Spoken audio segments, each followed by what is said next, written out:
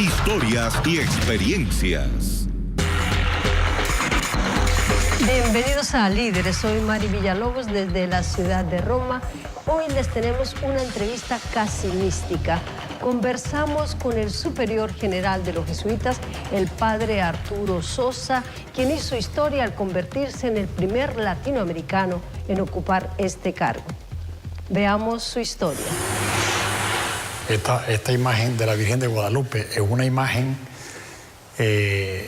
construida cerca de San Cristóbal, en el estado de Táchira, en Venezuela. Pero la imagen original es la imagen mexicana, pero la devoción a la Virgen de Guadalupe viene de mucho antes. Mis padres se casaron el día de la Virgen de Guadalupe y a mí me bautizaron el día de la Virgen de Guadalupe.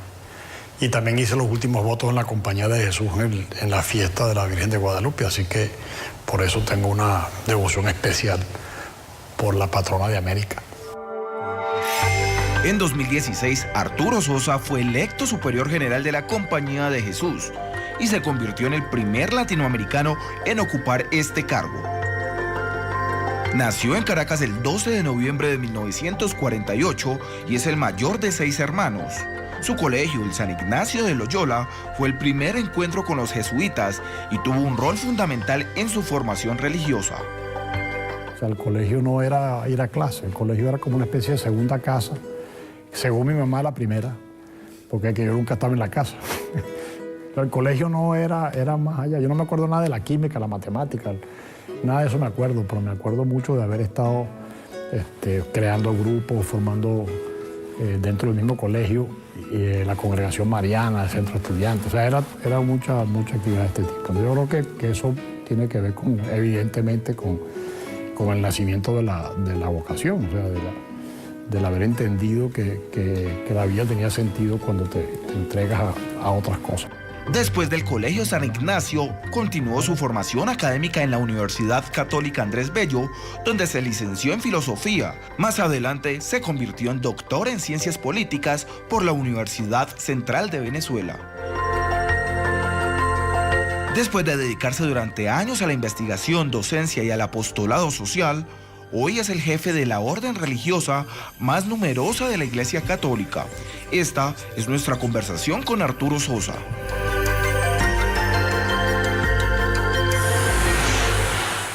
Padre Sosa, usted es el líder de 16.378 jesuitas esparcidos por todo el mundo. Es el superior general de la Compañía de Jesús. Pero ¿por qué lo llaman también el Papa Negro? Eso es una tradición que yo quisiera que se acabara algún día, pues, ¿no? Que tiene que ver con la característica que el general de los jesuitas es vitalicio, o sea, es elegido de por vida, no por un periodo determinado, igual que el Papa. Entonces, como el Papa se viste de blanco y los jesuitas se vestían de negro, de sotana negra, entonces usaron esa especie de símil con eso, pero digamos, no representa para nada lo que es la función del superior general de la Compañía de Jesús, que es un líder en el sentido de una persona que anima. El título oficial es prepósito, el que está puesto delante. O sea, el que intenta animar al cuerpo de la compañía para que vaya en dirección de la misión que le ha sido dada por la Iglesia, que es la misión del Evangelio, la misión de Jesucristo. Entonces, digamos, no tiene nada que ver ni con papa, ni con negro, ni con nada, ni con ningún color. Tiene que ver con el esfuerzo para que el cuerpo de la compañía esté unido. La cabeza lo que hace es tratar de unificar el cuerpo, que tenga la unión de los ánimos y de los corazones, como dice San Ignacio. Y en esa dirección es el trabajo que se trata de hacer desde aquí, desde la Curia Generalicia de la compañía. Usted es un hombre de fe. ¿Cómo la fe puede ayudarnos a las personas comunes y corrientes a vivir mejor en este mundo donde el éxito está cada vez más determinado por la posesión de lo material, por la cuenta bancaria? Bueno, porque precisamente la fe pone las cosas en otros términos. Si uno hace una mirada así al mundo, encuentra que la mayor fe es precisamente de los que no tienen su confianza puesta en lo material, sea, cuando se pone el éxito o la confianza en las posesiones, en tener, entonces cambia completamente el sentido de la vida humana, porque lo material no es humano, lo material es un instrumento para que las personas puedan vivir. Y precisamente la gente que menos tiene es la que tiene más fe, porque tiene que poner la confianza en otras cosas. ¿Dónde poner la confianza el que no tiene recursos económicos? Pues poner confianza en las otras personas, poner la confianza en quien puede echar una mano, en la solidaridad, y poner la confianza en Dios. Y esa es la gran riqueza de nuestro pueblo latinoamericano, de los pueblos de África, de los pueblos de Asia, sin distingo de religión, ¿no? Esa capacidad de confiar. O sea, quien agarra lo poco que tiene y se viene para Europa desde África, desde el Sur Sudán o desde Mozambique, o el que agarra sus corotos y se va desde Colombia hasta los Estados Unidos, o el en que confía en que lo van a recibir, confía en que va a haber gente por el camino que le va a echar una mano, confía en que donde va a llegar va a tener una vida mejor. Entonces, digamos, la confianza puesta en los otros y puesta en Dios hace la diferencia. Poner la confianza en lo que se tiene te fija, te quita, te limita, te inhumaniza, te quita lo más profundo del ser humano, que es confiar en el otro. Vivimos momentos de mucha convulsión social. La elección de Trump en Estados Unidos, el resurgimiento de la extrema derecha en Europa, el crecimiento de movimientos nacionalistas en el viejo continente. Pareciera que las democracias occidentales están en crisis. ¿Cuál debería ser el papel de la Iglesia frente a este desorden mundial?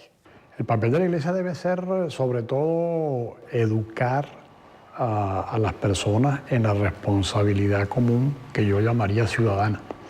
O sea, yo creo que la Iglesia lo hace y tiene que ser todavía mucho más incisiva en conseguir formar la conciencia humana como conciencia política, en el sentido de la búsqueda de objetivos que sean comunes y no reducirse a intereses particulares, bien sea de una persona, de un grupo, de una nación o de un pueblo.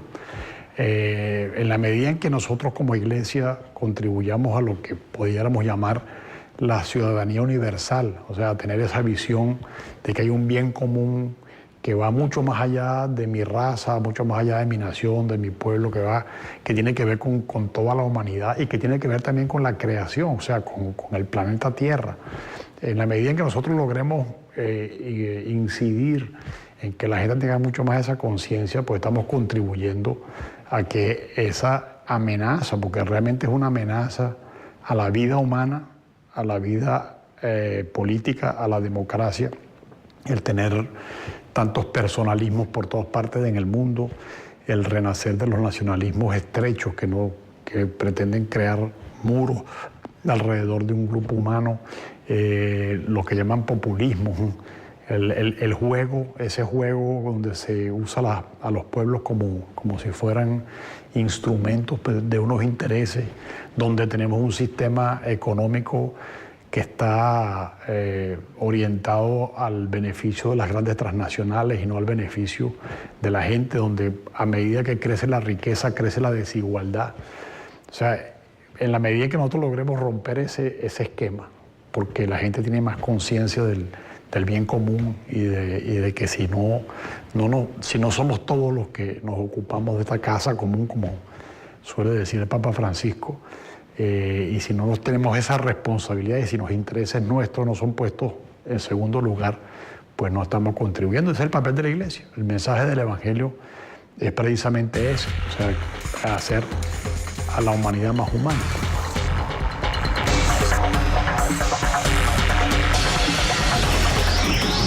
Ya regresamos con Líderes. Continuamos con Líderes.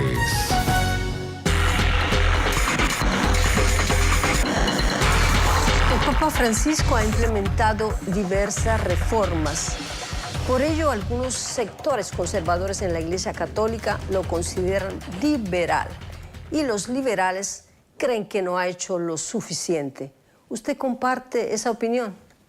El Papa Francisco es un hombre del Vaticano II, del Concilio Vaticano II, que, como sabe, y saben también los espectadores, fue un momento, digamos, un momento clave de la historia, un momento inspirador de la historia de la Iglesia en los años 60. El Vaticano II, esa reunión de todos los obispos del mundo tuvo la perspicacia, tuvo la iluminación para ver lo que venía, ¿no? Se empezó a hablar de una época nueva, se empezó a hablar de la necesidad de que la Iglesia se reformara a sí misma y abriera las puertas y las ventanas para que entrara un aire nuevo. El Papa Francisco es un hombre del Vaticano II. El Vaticano II, no solamente el Papa Francisco, ha provocado esas reacciones de un lado y de otro. Hay gente que les parece que el Vaticano II se quedó corto, hay otros que piensan que el Vaticano II fue mucho más allá de lo que debería ir. Y el Papa, pues de una manera, es una expresión actual de esa tensión que supone reformar cualquier institución que tiene mucho tiempo como la Iglesia. Yo comparto el camino del Papa. Yo me siento también un hombre del Vaticano II. Yo entré en la Compañía de Jesús cuando terminó el Concilio Vaticano II bueno, he vivido lo que la Compañía de Jesús ha tratado de hacer para que el Vaticano II se haga carne en la Iglesia universal, pero además he tenido la fortuna de vivir ese proceso en América Latina, donde en América Latina realmente el Vaticano II significó una removida muy importante de la Iglesia. Y por eso hoy el Papa también de alguna manera recoge y expresa esa experiencia de la Iglesia latinoamericana. Según usted, ¿el liderazgo del Papa Francisco está llevando la Iglesia a una modernización? Bueno, la expresión modernidad es muy... nos pondríamos a pelear, ¿no? Yo creo que está llevando a la Iglesia al Evangelio. Está llevando a la Iglesia, digamos, pero el Evangelio significa estar al tanto de lo que está pasando alrededor. La modernidad es una época que posiblemente estamos superando. Hoy hablamos de la posmodernidad, ya hablamos de otras maneras de entender lo que es la vida humana. Pero yo sí creo yo entiendo que la pregunta quiere decir si está poniéndose al día. Yo creo que sí. El Papa, yo creo que el Papa en este momento está incluso bastante más adelante que muchos líderes mundiales. O sea, el Papa hoy en día es una voz que está indicando lo que otros líderes mundiales tratan de ocultar. Y el Papa más bien es el que está diciendo, mira, es por aquí, ¿no? Por aquí tenemos que trabajar por la paz, tenemos que ser misericordiosos, tenemos que acoger a los inmigrantes, tenemos que, ¿no? Una cantidad de elementos que precisamente los nacionalismos o los personalismos tratan de ocultar, ¿no? Y creo que es precisamente lo que el Vaticano II le pide a la Iglesia, que esté al servicio de una humanidad que pueda cada vez ofrecer mayor dignidad de vida a todas las personas en este mundo.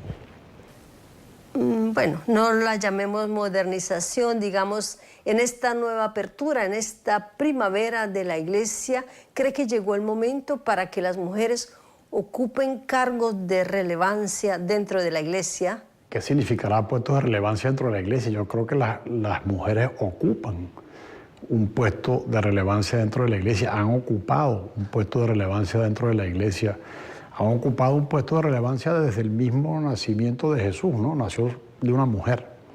Sin esa mujer, María, no existe Jesús y no existe el Evangelio. Y la Iglesia, bueno, nosotros conocemos más de cerca la Iglesia latinoamericana. Uno no puede pensar la Iglesia latinoamericana sin las mujeres, ¿no? Después viene todo el problema de si se le reconoce o no se le reconoce ese rol a la mujer, y creo que ahí es el desafío, o sea, cómo reconocer el papel que han tenido, que tienen y que tendrán las mujeres en la Iglesia. Las mujeres han sido las grandes transmisoras de la fe en América Latina, en cualquier parte del mundo. Yo me refiero mucho a América Latina porque es la experiencia que he vivido.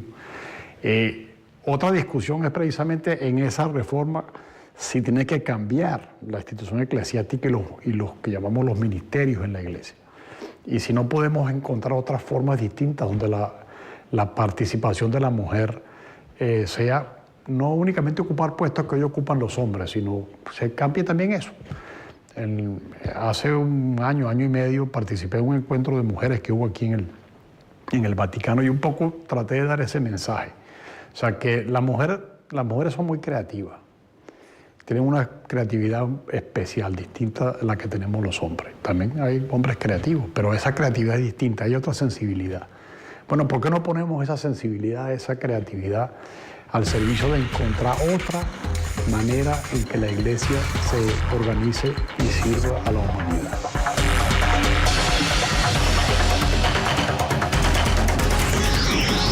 Ya regresamos con Líderes. Continuamos con Líderes. Hace 2 años, el Papa Francisco, reflexionando sobre los homosexuales, dijo: ¿quién soy yo para juzgarlos? ¿Usted está de acuerdo? Completamente. No es el papel del Papa, ni de la Iglesia, ni de ningún cristiano juzgar a una persona, mucho menos juzgarla por su condición o por su identidad de género. Todo lo contrario, el Evangelio es un mensaje dirigido a todo ser humano y nosotros reconocemos a todo ser humano como humano. Entonces no nos toca a nosotros juzgar por una condición como es la condición de género. Por esta época, el Papa Francisco hace un llamado para que no nos dediquemos solamente a los regalos. El Papa nos pide que estemos cerca de los más necesitados, especialmente de los niños víctimas de guerra que pasarán la Navidad bajo las bombas. Bueno, la Navidad precisamente debería ser ese recuerdo de quien deja todo para hacerse humano, ¿no? Entonces, ¿por qué no seguimos ese mismo camino? Dejemos todo para hacernos humanos. Cuando nosotros renovamos nuestra humanidad, entonces somos sensibles, por supuesto, a los niños. A los niños, además, yo creo que una de las cosas más importantes en estos tiempos es el desarrollo de la sensibilidad hacia la necesidad que tienen los niños en todas partes del mundo de conseguir condiciones para su desarrollo de verdad humano. Puedan vivir como niños, como jóvenes, que puedan hacer una vida realmente de crecimiento en todo sentido. Toda la Navidad es un recuerdo de eso. O sea, la Navidad precisamente es el recuerdo del niño Dios, del Dios que se hace niño para irse desarrollando poco a poco y que nos invita a pensar así, a pensar que el ser humano tiene que atender sobre todo al otro ser humano. Y que, bueno, si un regalo es una expresión de cariño, bienvenido sea, pero no al revés. O sea, no cambiemos la expresión por lo que quiere expresar. Y el Papa Francisco lo dice en Navidad, y lo dice en Año Nuevo, y lo dice en la Semana Santa. Constantemente nos está como agarrando la cara diciendo: volteen para allá, volteen para acá, volteen para allá, volteen hacia el pobre, volteen hacia el migrante, volteen hacia los niños, volteen hacia a los ancianos con sus gestos, con a quienes visita. Está todo el tiempo recordándonos lo que nos recuerda Jesús, que también está todo el tiempo en el Evangelio atendiendo a las personas, ¿no? Jesús atiende a las personas, y cuando atiende a una persona y se miran a los ojos, lo demás se desvanece y queda el centro ahí. Esa es la relación a la cual quisiéramos llegar y a la que la Navidad nos tiene que llevar. La Navidad es precisamente vernos a la cara, vernos a los ojos unos a otros, y no solamente a la familia, también a la familia, pero no solamente a la familia, a los vecinos, a los otros pueblos. Ver a todo ser humano como mi hermano o mi hermana, y entonces asumir conjuntamente y solidariamente esa responsabilidad de hacer de esta vida una vida de verdad libre y digna para todos. Gracias, Padre Arturo Sosa, por concedernos esta entrevista. Gracias a ustedes por acompañarnos en este testimonio excepcional con uno de los latinoamericanos más influyentes en todo el mundo.